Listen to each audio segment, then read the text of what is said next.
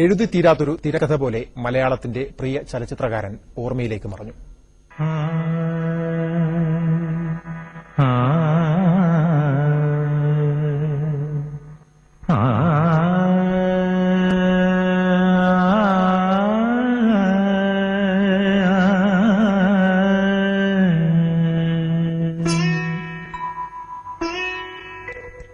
ലോഹിതദാസിന് മലയാളം വിടചൊല്ലി.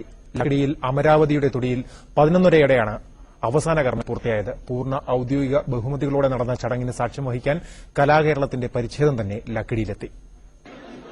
രാവിലെ മുതൽ തന്നെ ലക്കിടിയിലെ വീട് ചലച്ചിത്ര സാംസ്കാരിക രംഗത്തെ പ്രവർത്തകരെ കൊണ്ട് നിറഞ്ഞിരുന്നു. മലയാളത്തിന്റെ പ്രിയപ്പെട്ട കലാപ്രതിഭയെ അവസാനമായി ഒരു നോക്കു കാണാൻ ജനം പ്രവേശിച്ചതോടെ പോലീസുകാർ നന്നേ ബുദ്ധിമുട്ടി. മമ്മൂട്ടി, മീര ജാസ്മിൻ ഉൾപ്പെടെ സിനിമാ ലോകം ഒന്നടങ്കം ലോഹിതദാസിന് അന്ത്യയാത്ര നൽകാൻ എത്തിയിരുന്നു. 11 മണിയോടെ മൃതദേഹം ചിതയിലേക്കെടുക്കുമ്പോഴും ഒട്ടേറെ ആളുകളാണ് ഒരു നോക്കു കാണാൻ കാത്തുനിന്നത്. തുടർന്ന് ആചാര വെടിമുഴങ്ങി.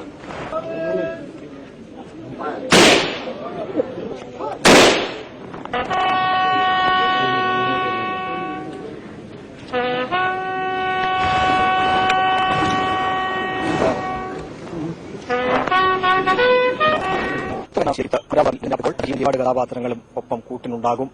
കലാകേരളം ലോഹിതദാസിനെ എത്രത്തോളം സ്നേഹിച്ചിരുന്നുവെന്ന് തെളിയിക്കുന്നതാണ് ഇവിടെ കൂടിയ ജനക്കൂട്ടം. പക്ഷേ എരിയാത്ത ഓർമ്മകളായി ഇനി ലോഹിതദാസ് ഉണ്ടാകും. ലക്കിടിയിലെ വീട്ടുവളപ്പിൽ നിന്ന് ക്യാമറമാൻ ബിനു ബേസിനൊപ്പം ബിജി തോമസ്, മനോരമ ന്യൂസ്.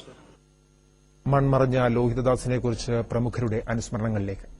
ലോഹിയുടെ അന്ത്യയാത്ര എന്ന് പറയുന്നത് അത്രയും ഒരു സ്നേഹനിർഭരമായ ഒരു യാത്രയാക്കാൻ വേണ്ടി